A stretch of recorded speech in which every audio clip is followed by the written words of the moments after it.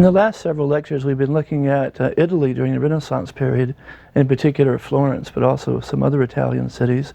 In the next couple of lectures, we're going to expand our focus a little bit and look at the rest of Europe. In particular, we're going to be looking at European overseas exploration and overseas expansion, which happened at the same time as the Renaissance, right? Along with the Renaissance, in fact. And we're also going to be looking at some of the effects this overseas expansion had on Europe and the economy of Europe, European politics, and the development of European society.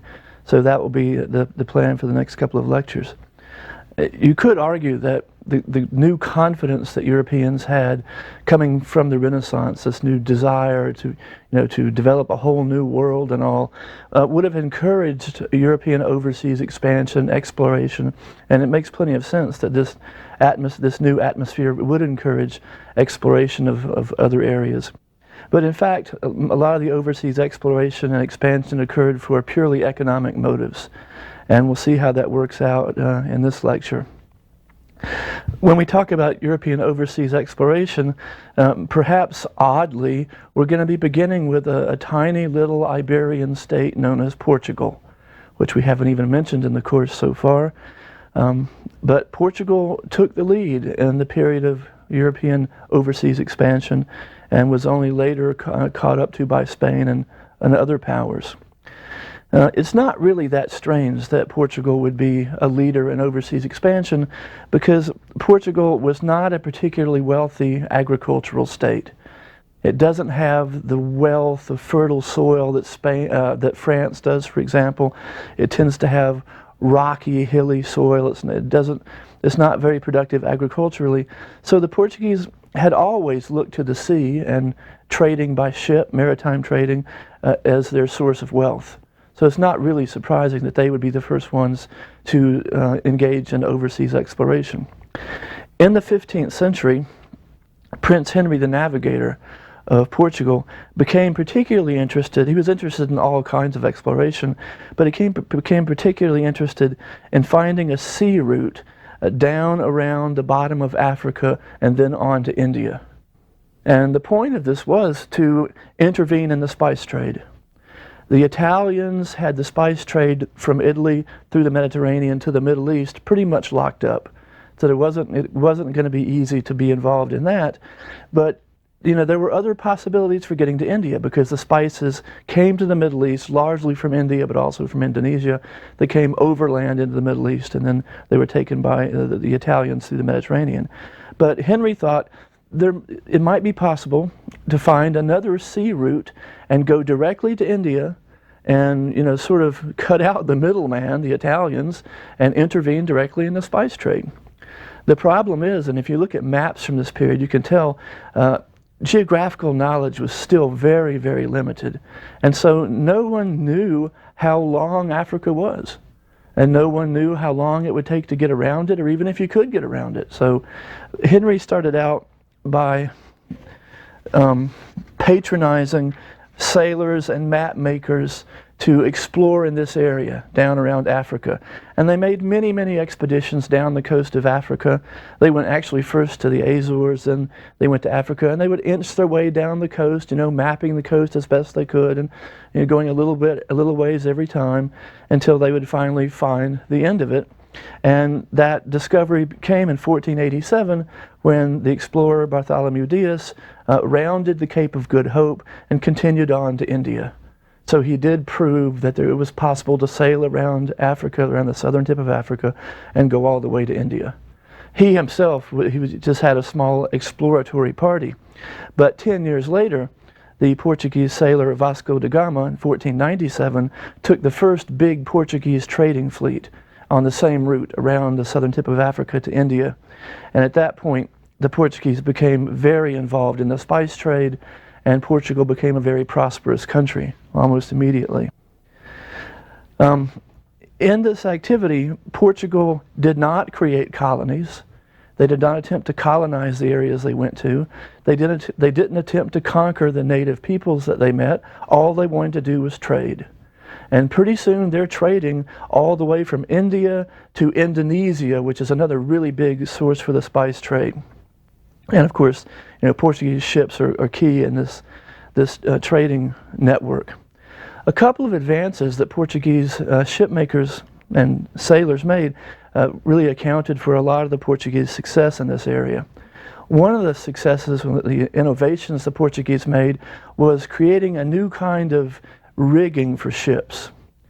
Up to this point, when you talk about the sails that ships have, sailing ships, there are basically two kinds of ships and sails.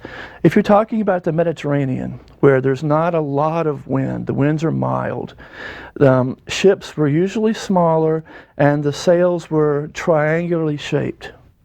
And the point of that is, you're not going to catch a lot of wind because there's not a lot of wind, but the triangular sails can be easily maneuvered around, so you can catch the wind coming from any direction. And then that makes your ship, maneuverable and able to sail in light winds. On the other hand, if you're in the Atlantic, which was the other main area Europeans sailed in, there you have high winds, and the ships are mainly equipped with these huge square sails, which would catch vast amounts of wind and move the ship across the Atlantic. What the Portuguese did was they combined both these kinds of sails. They put triangular sails at the front and back of ships and huge square sails in the middle, and that way they could do either thing. They could either catch small winds or they could catch big winds. They could go faster, farther in different kinds of circumstances. That was one thing they did. Another thing they did was pioneer the use of artillery on their ships. Up until this point, even fighting ships, navies, didn't really use much heavy artillery. Most ships had what they called castles built up on the back and front of them. And the way the ships would fight each other is they would put soldiers in these castles, these built-up places, and just like soldiers on the land, they would shoot arrows or fire firearms or attack the enemy in that way. They didn't really use artillery. The Portuguese began using cannon on ships, and this proved a lot more effective than putting lots and lots of soldiers on ships. Especially effective because it was good defensively. They weren't out really to attack anybody, they just needed defense in case someone attacked them, and these cannon provided good defense with much smaller crew. You didn't need a whole huge group of soldiers to man them. And the Portuguese were very successful at doing this, and were later imitated by everybody, as you know. So Portuguese kicked the whole period off and become very prosperous in the spice trade. By 1492, a lot of people are interested in the spice trade. In particular, a Genoese sea captain named Christopher Columbus, who starts to believe that there's yet another sea route to India that could get someone involved in the spice trade. Not around the southern tip of Africa, not through the Mediterranean. He thinks that it would be possible to sail all the way around the world and back and get to India that way. Now, this again shows you the severe lack of geographical knowledge. People didn't really even know how big the world was. And so Columbus could legitimately believe that maybe sailing around the world might even be shorter than going around Africa.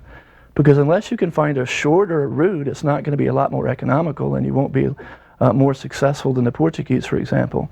So, as you know, the story that Columbus eventually convinces the King and Queen of Spain, Ferdinand and Isabella, who just recently united Spain into one country, to finance his try to sail around the world and reach India and get Spain involved in the spice trade. So Columbus sets off with his 3 ships, is at sea for about 33 days, which to us doesn't sound like that long, but his sailors were almost desperate towards the end. And finally, he reaches land in the Bahamas. You can almost imagine, he thought he was in Asia. He thought he'd reached Asia. And you can almost imagine him getting off the boat, looking around and saying, hey, where are all the Japanese? But he didn't find what he thought he would find, but he still thought he was in Asia. He continued on from there to Cuba, he went to Haiti, then he went back and reported his findings to his patrons, and they were all excited because they thought he might have been to Asia as well. He made a number of additional voyages. He came back, sailed down the whole coast of Central America, sailed off the coast of Venezuela, sailed to other Caribbean islands, and really, mapped and charted out a large part of that area. Never found any Japanese, but he named the natives he did find Indians because he thought he'd reached India.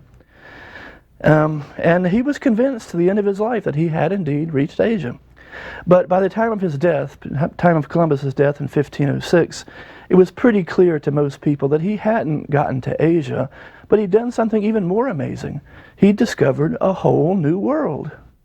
A completely new world that nobody had ever known about before, that was there to be explored, and who knows what else. I mean, imagine the excitement of this. If all of a sudden we discovered another Earth right next to ours that hadn't been explored at all. I mean, imagine the possibilities that people must have been feeling about this new world that could be explored, and who knows what riches might be there and so forth. And of course, the Spanish were quick to take advantage of this opportunity. Many more Spanish explorers began sailing over to what became known as the New World, later America. But they never gave up the idea of getting to Asia. I mean, so far they hadn't given it up. In 1513, a Spanish explorer named Vasco de Balboa crossed the Isthmus of Central America and discovered the Pacific Ocean. And to him, this suggested, well, maybe if we just sail across this ocean, we'll find India, we'll find Asia, and then we'll get into the spice trade. So again, it seemed possible to do that, to circumnavigate and get into the spice trade in Asia. Of course, the guy who tries to do it is Ferdinand Magellan. His trip around the world from 1520 to 1522 had an outcome that the Spanish really didn't expect. It convinced them that, yes, you can go around the world and you can go to Asia, but it's too dangerous a trip. It's much too far. It's much too expensive.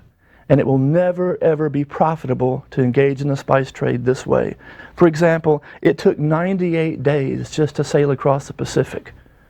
And when they realized that, they just gave up the idea of circumnavigating the globe for the purposes of the spice trade. Spain now focused on colonizing America, the New World. And for that, of course, it sends over its conquistadors and begins a long process of subjugating most of Central and South America. Unlike the Portuguese, the Spanish built their empire not on trade, but on conquest and on colonization and on exploitation of native peoples. So it's a very, very different process from what the Portuguese were involved in. Many famous conquistadors were involved in this process, of course. Cortez, for example, conquered the Aztec Empire in Mexico between 1519 and 1521. And he did so with an army of 600 men, 13 muskets, and a few horses. With that force, he brought down a very large empire of the Aztecs. How did he do it? Well, for one thing, there were the muskets. The Indians, the Aztecs, of course, had never seen firearms. They'd never seen muskets. These muskets were large, bulky things. You had to load them in the muzzle. They had a fuse on them. They were so heavy you often had to put them on a tripod to fire them, although you could possibly carry it. And they were terribly inaccurate. The barrels, of course, were not rifled. When the gun went off, the shot would spray everywhere, and you had to be very close to somebody to actually hit them. So they weren't terribly effective militarily. But when you fired these muskets with the black powder, they gave off this huge flame and all this smoke, and it was just a scary, scary thing that really panicked the Indians who faced these muskets, not because they were really lethal that much, but because they were just frightening. The other thing is the horses. There were no horses in the New World. Therefore, the Aztecs had never seen horses. They thought they were monsters. And the Spanish themselves, large people, larger in stature than the Aztecs, with suits of armor and helmets and all these fancy things. And so this essentially panicked the Aztec forces. You had these giant people